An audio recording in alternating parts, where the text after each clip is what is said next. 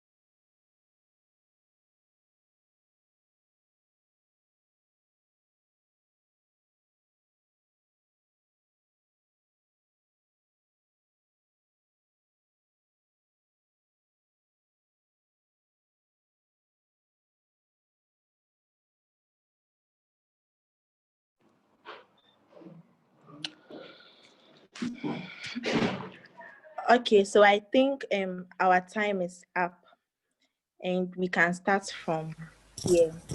Okay. All So right. I'm really excited about today's Q&A because it's our very own Blossomite who is on the platform today. So before I introduce her, I'm Pamela and I'm a digital marketer at Blossom Academy. Madam Gifty, you are welcome. Thank I you, hope Pamela. I hope you are doing well. Yes, I'm well, thank you. And you? I'm fine as well. To start off, can you please introduce yourself to us? Okay, my name is Gifty Sanamdovi, and I'm a data analyst with World Food Program. That's lovely. Can you please tell us how your journey has been? Okay, that's from graduation till now. Yes, please. All right, so after school, before national service, I applied for this training. The organization is called SEO, that's Sponsors for Educational Opportunity. They Okay. train you on the side of the soft skills, and then they place you with their partner companies. So part of the reason why I did that was I didn't want to leave my national service in the hands of the government selection. I wanted somewhere good. So I applied for that, and then I luckily I got through. And then I went through the program, and I was placed with a company called Inflection Capital, which then changed to Dare Africa. That was where I did my national service. And during my national service, I was working as a business and technology solutions analyst, where I when I went, I was given the task to develop a website for their one of their subsidiaries, and then I helped with testing of applications. And during that time, the MTN shares came up, so I was part of the team that was working with that was working on that project.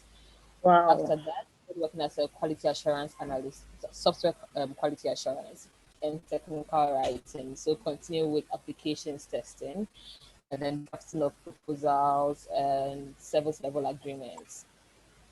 Then from there, there was a gap in the company, and my boss wanted us to assume various roles. And I think it's one of the things with startups. When you're working for a startup, you should be prepared to do various tasks that are not typically in your line of duty or are not in the job description you signed for at the beginning. But then when we had a conversation, then he drafted another appointment letter for me, and then I started working as a back end developer.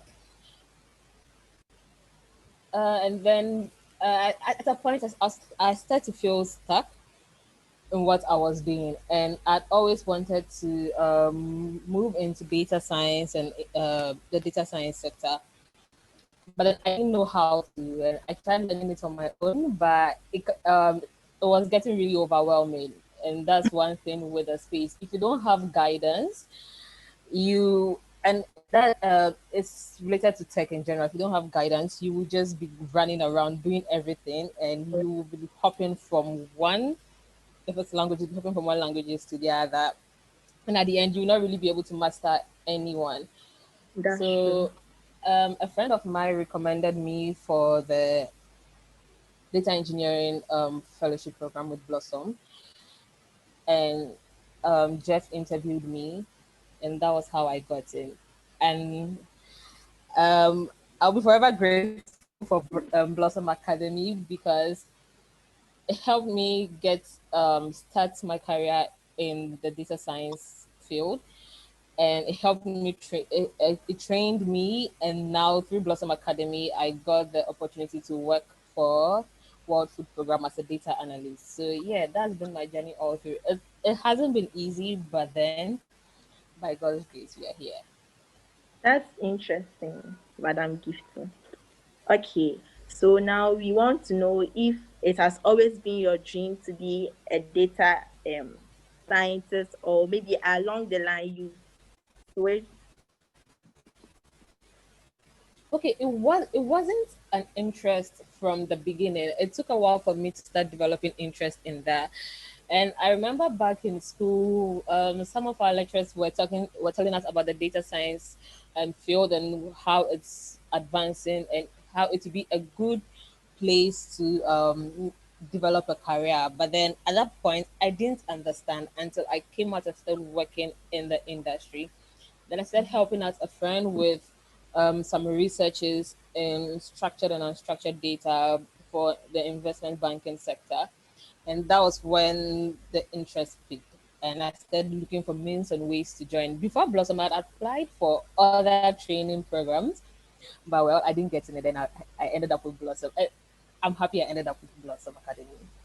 And we are glad we trained you as well. Thank you. Okay, so I would like to know that do you wish to achieve more? And if yes, what do you wish to achieve? Of course, I wish to achieve more. So right now, I'm still I'm still new in the industry. That's not the data science field. So I would want to get to know more, and at a point start working as a consultant. Then you just have to guide people as to how or what is needed in a project. So that's my aim, to become a consultant at a point. So yes, of course, I wish to achieve more. There's so much ahead to be done, and there's so much time. Exactly. And we wish you all the best. Thank Also, you. I would like to know, I would like you to advise our fellow students who are taking the upcoming cohort in data analysis. Like, what advice do you have for them, both in soft skills and data analysis? Okay, so I'll touch on the analytics part. Mhm. Don't take your Excel lightly. And if you are coming from a developer side and then you're moving to analytics, well, you should really take your Excel seriously. And it's one thing I've noticed, and it's not just me, most of my developer friends as well. We don't seem to be very good in Excel, and it's mostly because you don't get to work with it as much as the business analyst would work with Excel. So your skill in Excel is not compared to theirs. But when you become an analyst, you will use Excel almost often. Another thing to also look out for is the various companies define the data analyst role differently. There are some companies that will name the role data analyst, but then you read the job description and then you are doing more of a data engineering work. Yes. But then, yeah, when you understand the role you are doing, then you prepare for it very well. So if you want to build a career in data analytics, you need to learn your Excel very well, and then a visualization tool. So you have Power BI, you have Tableau, you have all the others. So you need to know those very well and be able to have a competitive advantage in the market. When it comes to soft skills, that Blossom really helps with that. So I remember as part of my training, go through the part where you are trained on how to draft your CV properly, and then how to be on time for meetings, how to speak. So those things are actually important. You may have all the technical capabilities, but then if you don't know how to relate well, if you don't know how to draft your CV very well, you will not even be able to, you will not get a chance to be called for the interview. And if you don't know how to speak well, that is part. So don't just be on the technical side wanting to know or wanting to be so advanced and good in your technical skill, but then the soft skills are equally important. Okay. Have I answered I your hope question, Pamela? yes, please. And I hope the fellow students too, they are taking note of whatever you are saying. I hope Okay. so too. I would like to know your current position at World Food Program and what you do exactly there. Okay, at World Food Program, I'm a data analyst. So they have data related to their operations that needs to be analyzed. So I'm working as a data analyst at the Fleet division, and data related to their operations is what um, I'm working with my team members to analyze. I just started a role recently. I'm still going through a lot of training as to how they do their analysis, and that's also another thing I would like to touch on. So, various companies and the tools they use. A company may be using Power BI, others may be using Tableau and all the various analytical tools on the market. So you can advance, or you can learn one and be very good at it.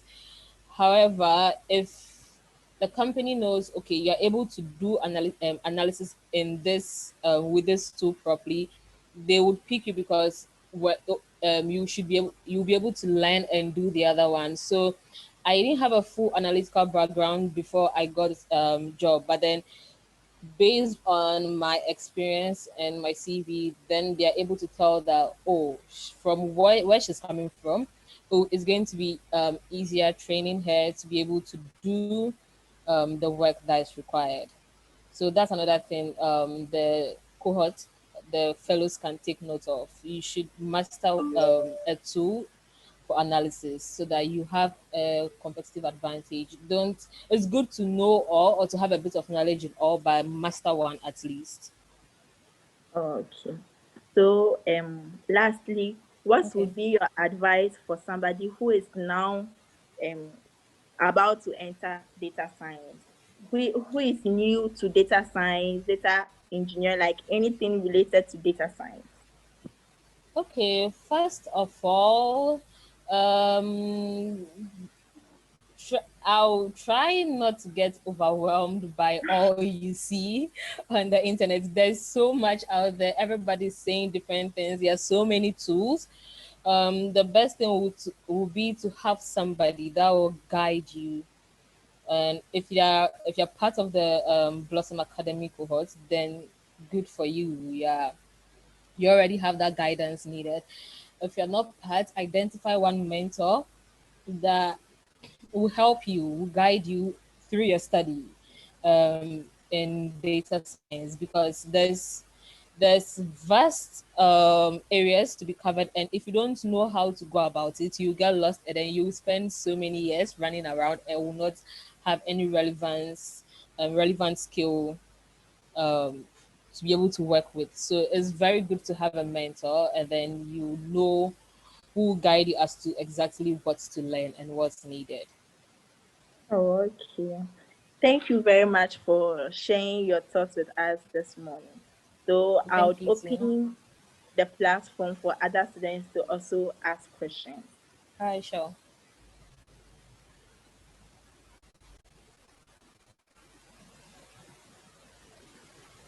Hello, Pamela. You're muted. I can't hear you. Sorry about that. So Okay. I was saying, anybody who wants to ask questions, please, Gifty is available for questions. And I believe she will answer your questions perfectly.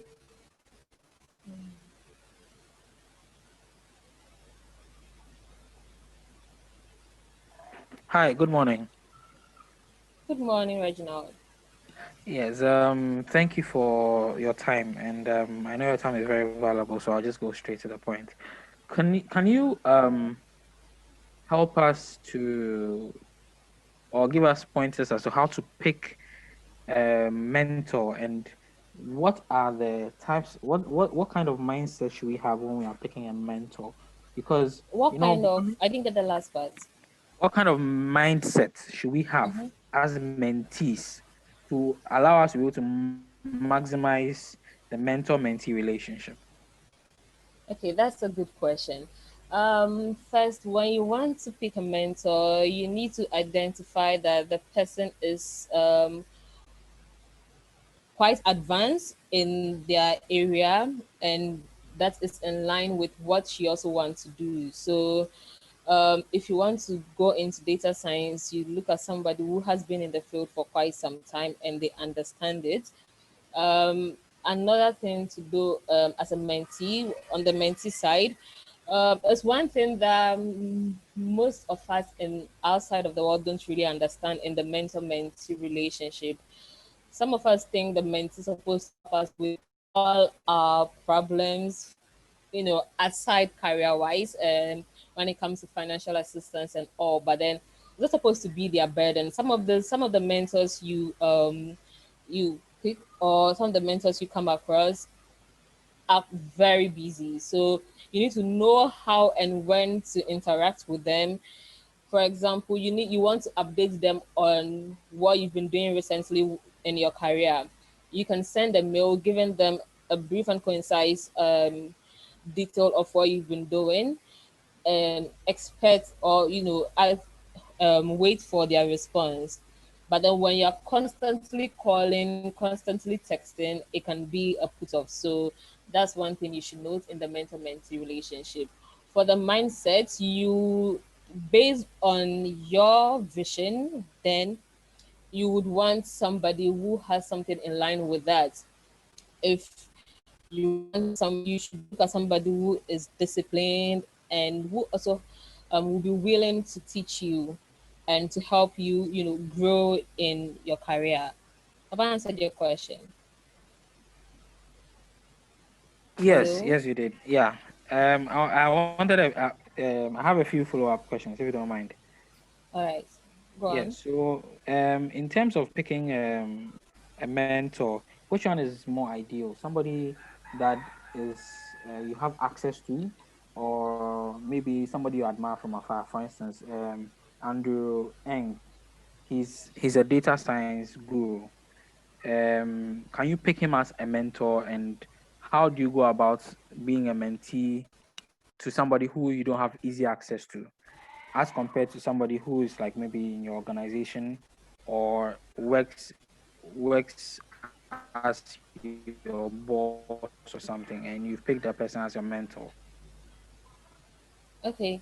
Um, so if I understand you right, you want someone, you want to know how it is to be a mentee with somebody you don't have access to, and then someone you have access to. So for someone you don't Yes, have which one is access the to, best? Mm. um, I think they are both necessary. So Mm-hmm. I have a couple of those. There are some people I have access to, others I don't have access to. But then those I don't have access to, it's not because I always want to interact with them, but then you follow them through the various social media platforms. So you're following their posts, you're reading whatever they are publishing. There's that you're following their work closely, so you don't necessarily have to interact with them, but then it's more like they are inspiring you from afar. Then for those you have access to, they are there when you need to actually ask questions, you don't understand something, and then you need clarification or you want guidance. Then those you can um, call, reach out to, and then they will guide you or they'll give you advice per what you need. So you can have both. You don't necessarily have to have one. It's always good to have both, because there are some people you really admire what they have achieved, but then you don't have access to them. So what you can do is just to follow them closely. And people like that, it's very difficult to have access to them. So you can just follow their work closely and then read. Based on that, you get inspired, and then you get ideas on how to also go about your endeavors. Okay, so thank you. Last question. How do you, I don't know how you got into the data science. I didn't come in exactly at 10 o'clock, but How I got um, into if Blossom. not Blossom, but learning data science on your own is not very easy, especially when, even if you have the training from Blossom, especially if you are working too and you are doing that on the side. If you did that, how did you manage that, and what advice would you give to some of us? Because some of us are working, have a 9 to 5, and are still trying to learn the data analytics and switch careers. So, what kind of advice would you give? Okay, so The one thing with working and then learning a new thing is it can be difficult, especially when you're working at a place where you cannot apply that. But then when you are determined to move in that field, you would try to find means and ways. So one thing you can also consider is at your workplace, if what are the things that you can change, what problems are there that you think can be solved or you identify can be solved using some of the data science tools. So that's one way to help. Then you can actually apply what you have learned to a real life problem and be able to solve it, and that will help you to appreciate what you are learning more. Also, another thing is when you whatever you learn at Blossom, it's not going to be enough to carry you all through the career in data science. You need to keep Yeah. learning. You need to constantly update the knowledge you have. So some of the things that can help you will be working on projects. I know Blossom grants all the cohorts access to Datacam. So you will find some interesting projects over there, and then on Cargo, if I got that correctly. Yeah, so you find some interesting problems over there to solve, and that will also help you. So you also, when you solve the problems, you update your GitHub with it, because when you want to move into this career, then employers are looking for somebody who has experience. They want to see the projects you've worked on. So you need to have project that you've worked on. You need to update your GitHub with it so that you have something to show. That will help moving into the space a bit easier for you. Okay. Thank you. All right.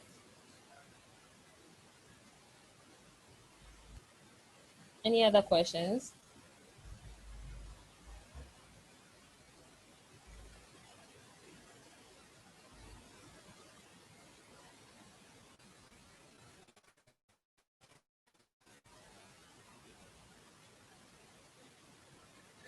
Okay. If no one has a question, I have more. If you don't mind. No problem. Go ahead.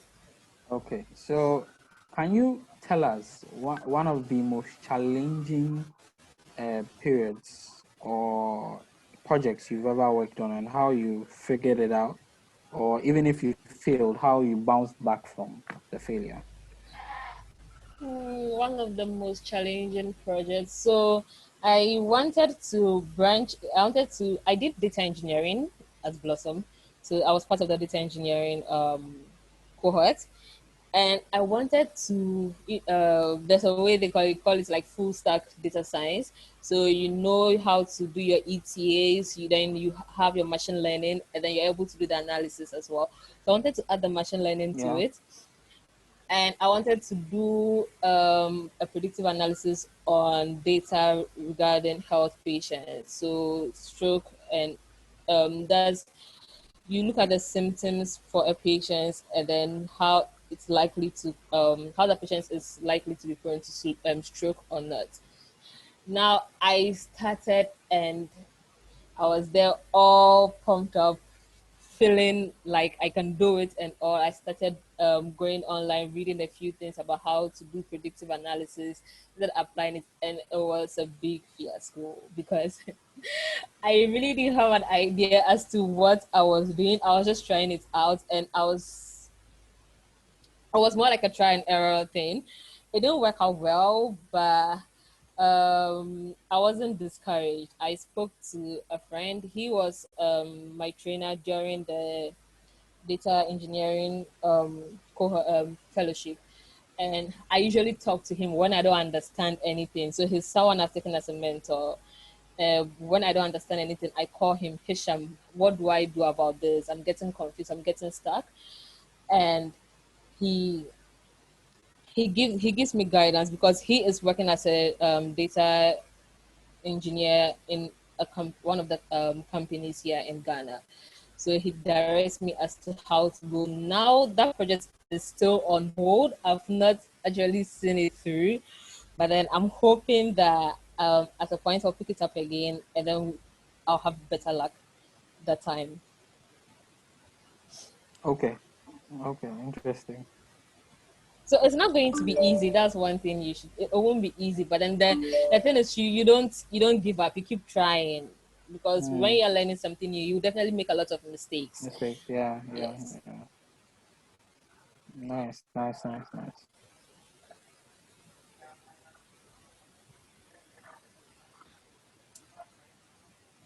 Nobody has a question again aside Reginald. Hello. Hello, Hello. hello Hello. Gladys. Yeah, Yeah. Gifty, please, Hi. can you hear me? Yeah. Sorry. I'm Hello. sorry. I'm in the middle of something. So if I can ask my question quickly, please. No problem. Okay. So my challenge is I learn, let's say Excel. Like I've Mm-hmm. participated in a couple of courses in Excel, but I don't use it on a regular. Okay. So for example, like the Excel formulas, it's not something that I use every time. So every time I have to go back to something, I would have forgotten what I've learned. It's not because I didn't know it. So how do I deal with this thing? Like learn, and then if I'm not using it every day, how do I ensure that I don't forget what I've learned? I don't know if you have a similar experience or any advice. Yeah, I understand what you're doing. So what you're saying, regarding Excel. So let me tell you something that happened to me. I wasn't using Excel before I got this job. I was mostly doing development work. The only time I had to use Excel was in 2018 when my boss wanted me to do some analysis on data we had from a project. Now I've forgotten most of the things. I went for an interview and it's Excel related. And I'm like, okay, there were a few things I could remember, but there was one thing that was how to do a VLOOKUP. I've totally forgotten that. Luckily, I got the job. On the job, from what I can say, is they train you as to how um, they do the analysis. So it's mostly Excel. They have functions they are already using. And I'm also lucky to have a good boss who says, Gifty, don't worry, I'm going to train you on everything. We just want someone who has an analytical mind. We know you're not coming from a strict data analytics background, but then your experience is good enough. And we know when we teach you, you can get it. So you learning the Excel and knowing the functions is good. From if you're not using it often, it's very normal that you will forget it. If you think you can juggle between working on projects on Excel and then your day job, then that's good. You can do that just to have the skill fresh. But then from time to time, you can just take up something in Excel to do just to have that, or just to keep your mind, just to keep your mind updated on the formulas and functions you use in Excel. However, if you don't know that, I don't think it's going to be too much of a bother, because when you take something else again, after a while, it will all come back to you. Does that answer your question? Yes, it does. Thank you. All right.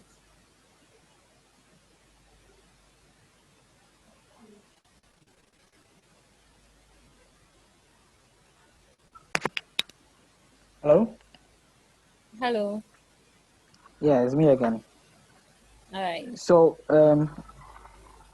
can you walk us through a typical data science interview and what we should look out for in terms of how we should be answering questions during these interviews?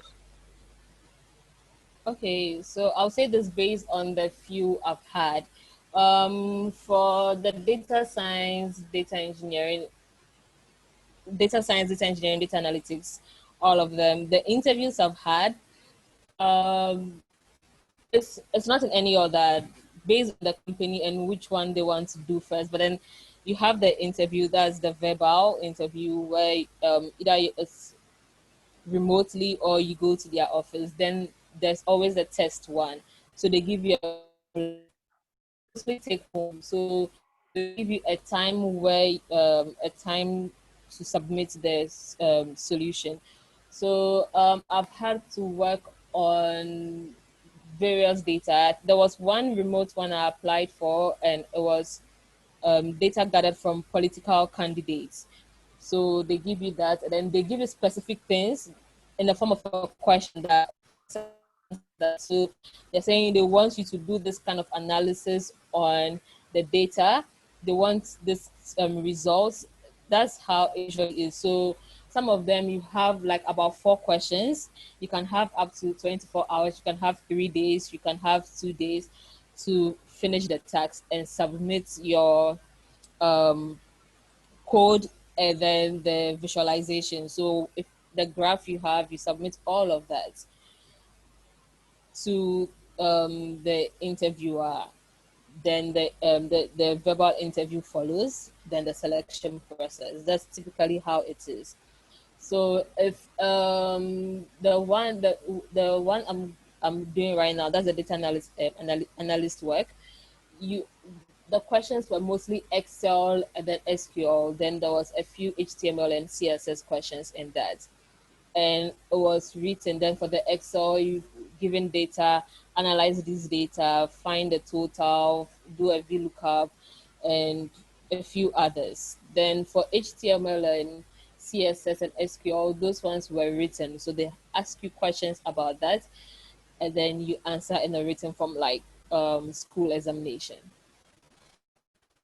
So typically that as you will rarely go through a data science interview where you will not be given the coding test to do, because they want to see that you'll be able to do the job when you come on board.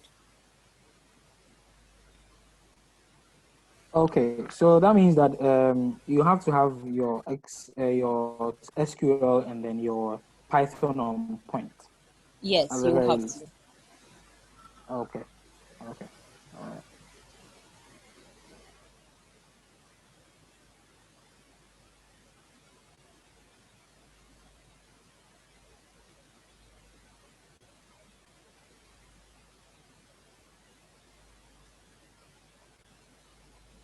Any other questions?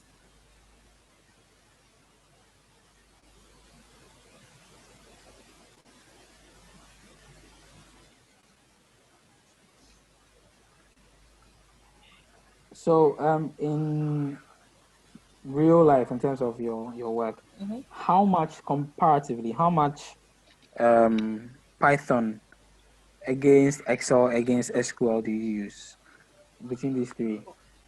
Okay, the job I have right now, I don't get to use the Python. It's mostly Excel. Okay, For the SQL part, I've not gotten there yet. But from the conversations I've had with my boss, it's going to be mostly Excel. So what they're doing now is they want to know that okay, you have this skill, and then you can be able to analyze our work for us, and if anything, you make recommendations on to how to make our systems better and how to achieve better results. So the SQL part, I doubt I'm going to be doing a lot of development where I am now. It's going to be more of just the analysis. So I'll say okay. like 0 to 3 on the Python side and like 10 on Excel. Wow.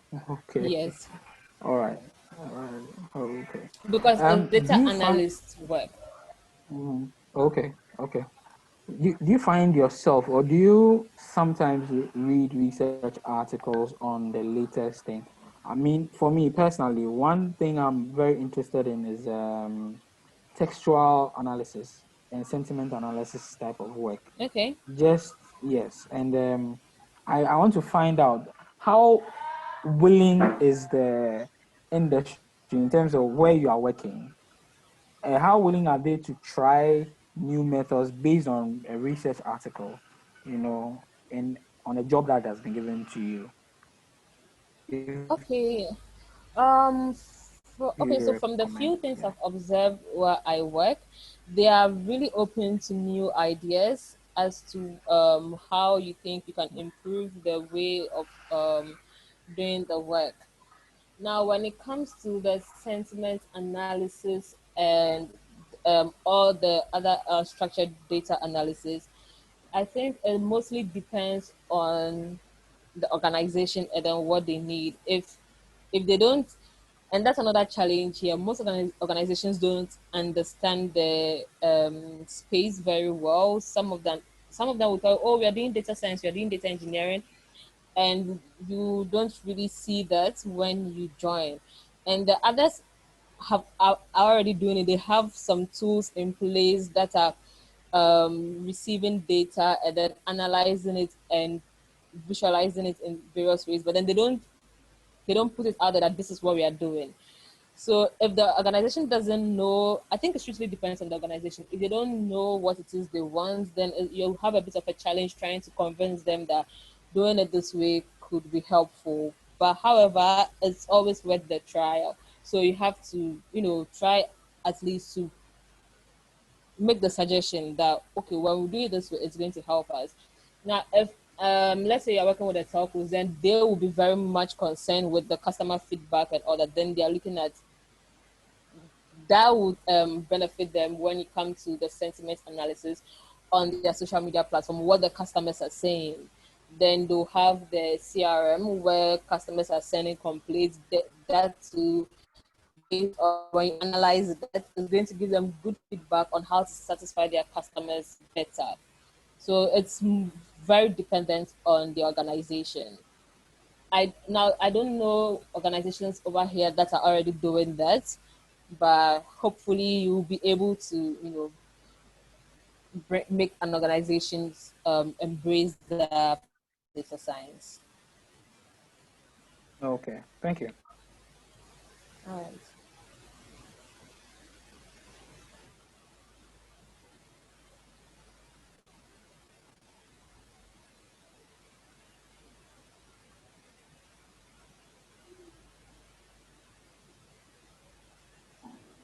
Hey Gifty, how are you? This is Jeff. Hi Jeff, I'm well, thank you. How are you too? I'm doing well. Thank you so much. Great. Really interesting points in the Q&A, so thanks for sharing. So I know Welcome. that you had a software engineering background before Yes. transitioning into the data space. So I'm just curious to hear, do you feel like having a software engineering background was an advantage, or do you feel like you had to unlearn everything for you to actually be successful as a data professional? Okay. Having a software engineering background was a big advantage because then coding is not new to you. And when you're in data science, it's not just about doing the analysis. You would code to do your analysis and all that. Then when you have to visualize that, you now there. Let me put it this way. Now there are some companies where you're basically doing everything. When you do the analysis, you're building a platform to send that um, information or result to be displayed on a dashboard or something. So you it was a big advantage. You need all the skills. You need the software engineering skills because if you can't develop a web applications, then a web application, how will you be able to visualize your data? What or you're just going to I don't know. You can't do without it. You're going to code. Data engineering, you need coding. Data science, you code. So it's always going to be a big advantage if you're coming from a software development background. Awesome. Thank you so much. I have a follow-up question, if that's All okay. right. Awesome. So, I mean, it's very clear that the career path for software engineers is on an uptick, is still going high. So, I'm personally very curious to hear why you decided to pursue data analytics or data science as a career when you could have stayed on the software engineering track and still make good money and still build really cool applications and stuff like that. So I'm just curious to hear why the transition. Yeah, that's a good one. Um, I my interest in data science grew when I was helping a friend out, analyze into research on the analysis of structured and unstructured data for investment banking, and then I saw that okay, that is a part or this sector is really lacking in our country. it was very difficult even having to convince our bosses at the time as to bringing the project on board. You try so hard, they buy it, they seem excited about it, but for some reason it's always on hold. It never sees fruition. So that piqued my interest, and I really wanted to go in that space. For the software engineering, I tried, but at a point I got stuck, and it was difficult going ahead. And I don't know if it was because I didn't have the right people at that time to help me become better and to help me go forward. But then I had someone who was helping me more in the data science side. So I was like, okay, why not? Why don't I join this and then start a career in data science as well? Awesome. Thank you so much. Uh,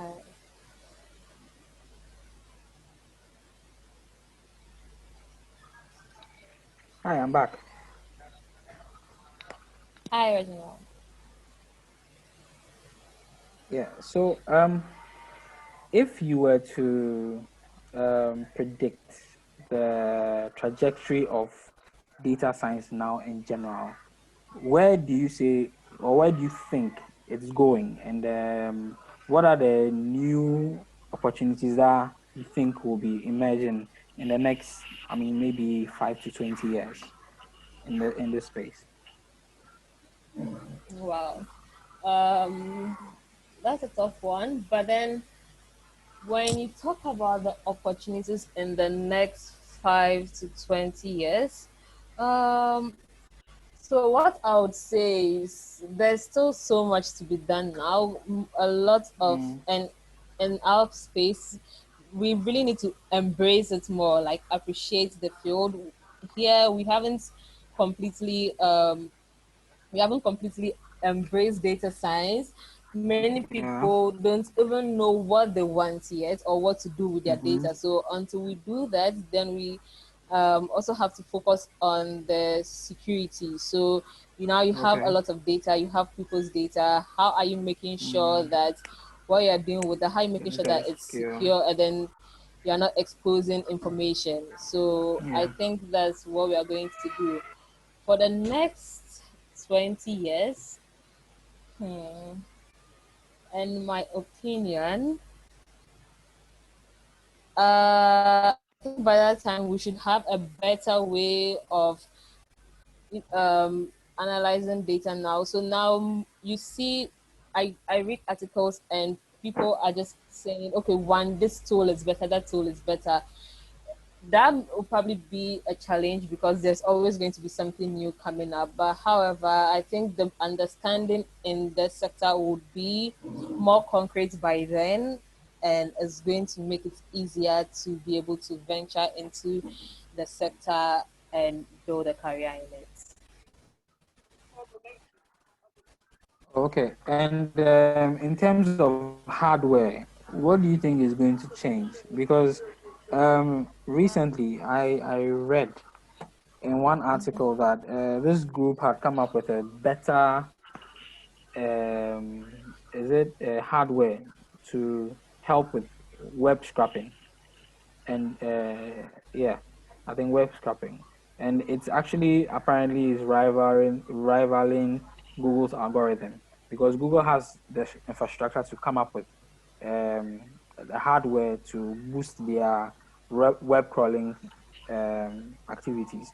But the new company came up with a better and a smaller variant, a more efficient variant for web crawling. And it just triggered me in terms of data science and data collection, how it would impact data science and data collection from now on, especially using quantum what's it called, processors that they are trying to build now. Okay, that's interesting. But then I can't say much to that as I don't have much knowledge in that. But if there's anything I can say when it comes to data collection, when we move more from the paper side to the digital as to storing data, that is going to help. On our side of the world, we used to go to hospitals where everything is paper. You are writing everything. But then I've also been to Yeah. hospitals in Ghana where You go see It's go to the paperless. receptionist, you go see the doctor, you go have a test, and you don't have anything. If you are given any document, then probably your scan, um, the picture, if that's how it's called, you're given that. But every other thing, the test results, you don't get to hold anything. Every information is just transferred from one side to the other. So when we have something like that in place, that's going to help with the data collection. Then it's easier to have that data and analyze. But when everything is on paper, then you have to think of the headache of transferring that to of digitizing that before you start your analysis. As to the device for the web crawling, I've not come across that yet, so I can't say much about it. All right. Thank you. Right. Hello, Gifty. Hello. Yeah. I'm called Lawrence, and I'm also here at Blossom Academy. Um, Thanks a lot for your time. And I have one question that I think you can really help with. Okay. If you are to give us a timeline of how long it took you to get this data analyst job, and then also the major skills you had to acquire in order to get this particular role. Please, can you list them for us? Like maybe, okay, you did data analytics, or maybe software engineering, analytics, data engineering before you got the job. And then also in all, it took you like say 2 years before or 1 year before you were able to gather enough skill set to land the job. Okay. So I've been working for close to 3 years now, and then I studied in software engineering before data engineering. So I did a bit. What I did as software engineering first before I joined Blossom, and then I studied the data engineering. I think they were all a factor, and I can say more of this because my bosses like the fact that you're coming from a software engineering background and then you have a data engineering background, though you may not be doing all, you won't be doing that now, but then you will understand and appreciate more what we are doing. So now it's more data analytics. I didn't do full data analytics at Blossom. I didn't do a lot of Excel, but then they're like with the background you have an analytical mind. Sorry, so you would be able to you'll be able to pick up quickly and you'll be able to understand that. For the interview process, it was SQL and then it was Excel and it was HTML and CSS. So me having a software engineering background helped with the SQL, the HTML and CSS. For the Excel, it was mostly because I'd done something like that before, so I could answer almost all the questions except for the VLOOKUP parts. So that's what I'd forgotten. So yes, my background has helped, and for the years, I think that is specific to the job requirements. So there are times where they want someone who is advanced and they don't want a beginner. They want someone who is advanced. Then if they want someone who is advanced, definitely I'll not be able to meet that role because I'm new in that sector. So I think it's more related or it's more dependent on what they are looking for, what the recruiter is looking for, and the skills you have. But that doesn't mean that I've not applied for something that says they want 4 or 5 years experience. Sometimes you just try. Okay, sure. Thank you. And one more thing. Okay. We've we've spoken a lot about your success story. Do you mind Hello? sharing any time that you felt like, yeah, can you hear me? Please, can you hear? Yeah, I can hear you now. Okay. So we for almost like 50 minutes now, we've been talking about your success story. But I want you to share with us an instance where you felt like you were either frustrated or giving up, or like it was a failure and you had to get back and then put everything together. Oh, okay.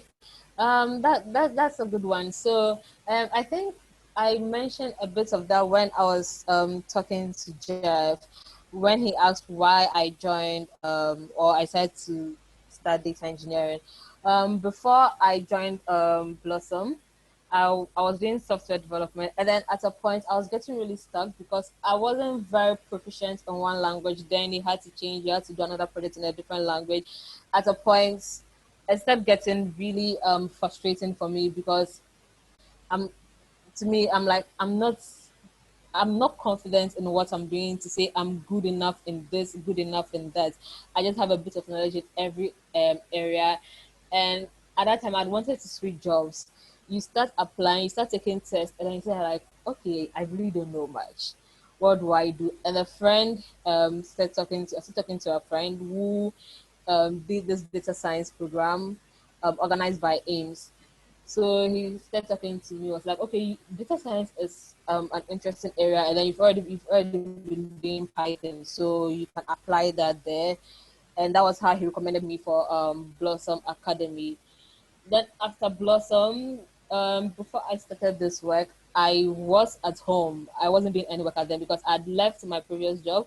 There was a prospect of another job, and then I thought that's a good opportunity. I thought I was going to get it. I left, and that didn't work out. And I've tried several others. There was some you've gotten through. They want to extend you an offer. There was one like that. They were going to extend me an offer. Then Corona came in, and then they withdrew. They said they're sorry, they can't do that because they have to save costs. That was for a data science role. And there was another for that. They called me, but then looking at where I've been and some of the experiences I've had, when I go for interviews, and I think that's another thing the students should note. When you go for interviews, in as much as they want to know if you fit in their company, you should also know if you fit in their company. So you should also ask a lot of questions about the organization, how they go about their operations, how they work on the projects, and other things. Because if you don't do that, you end up accepting an offer, and you will not be happy with it. So just to be sure that you are aware of where you're going to, you have to ask a lot of questions. So back to what I was saying, that I got that offer, and based on the questions I asked and the answers I got, I realized I didn't want to work for that organization. So I didn't accept the offer. So before World Food Program, I wasn't doing any active work, and I was at home still trying, sending out lots of applications, signing up for online courses, taking some of them, not completing most of them, because at the point you see, and when Corona came in, you get to see a lot of free courses, and you see something, you see, oh, cloud, you see Asia, you're like, okay, this is really cool, this is a good skill to acquire, and then you end up signing for so much you're not able to actually see through. And I think that's also one thing we should note.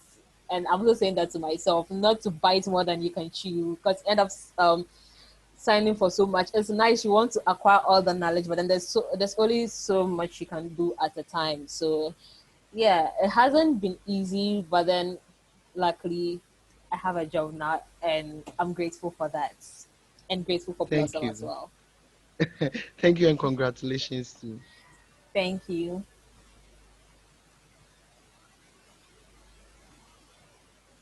Pamela.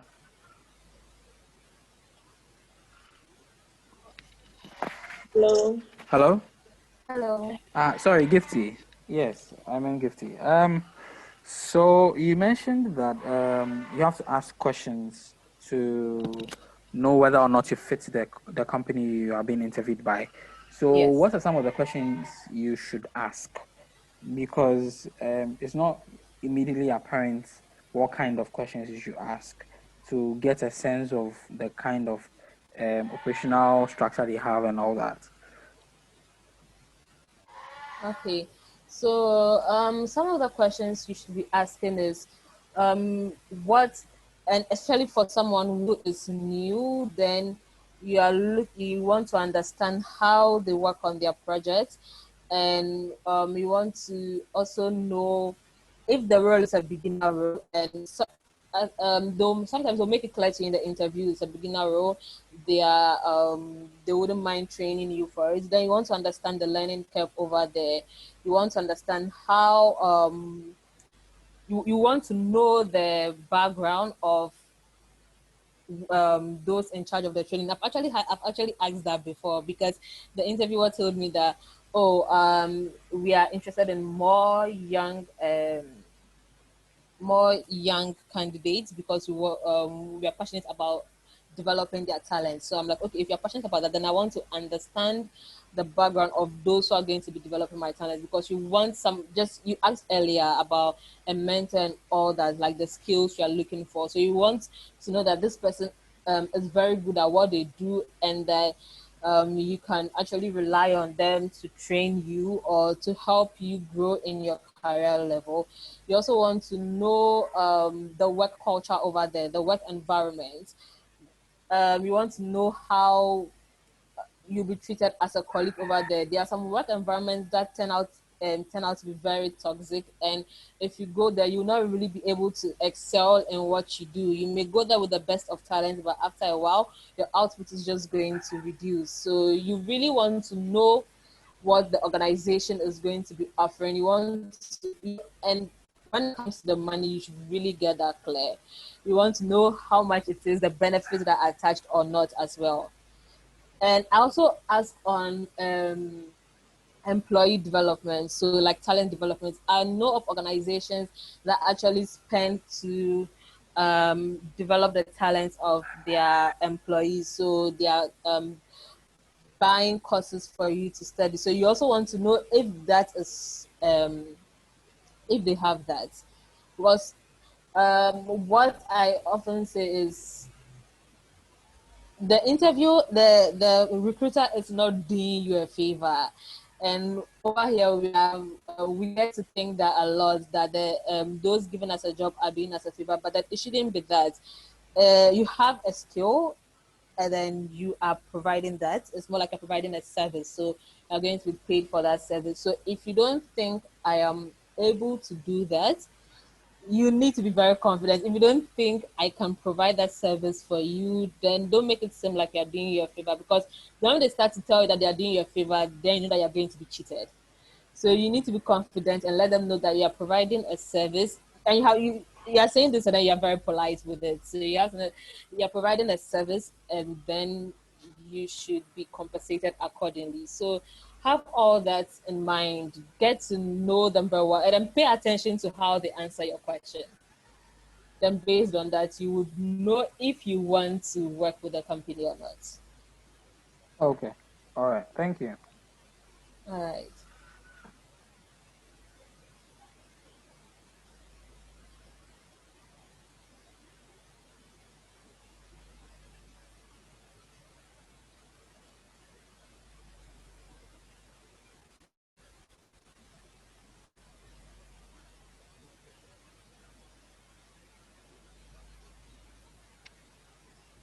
Okay, so if there are no questions, I think we will wrap up.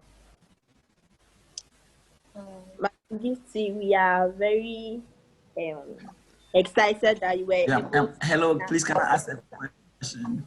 Okay. I'm sorry Hello. I'm late. I've been busy. Yeah. Hello, Gifty. Once again, thank you for your sacrifice. Um, yeah. May I know how you jump from the machine learning into deep learning? What do you think one needs to prepare before even moving from machine learning to deep learning, and what are the preparations one needs to do? I wish I could answer more to that, but then I don't have strong knowledge in the machine learning area for data science. It's mostly data engineering. So unfortunately, I can't Uh, answer to that. okay. Sorry. No problem. Yes, so I didn't know your background well. Thank you.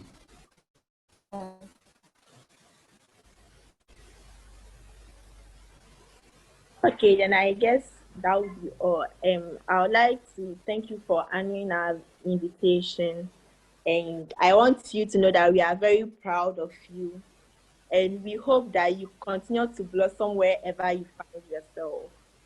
Thank you very Thank much. you.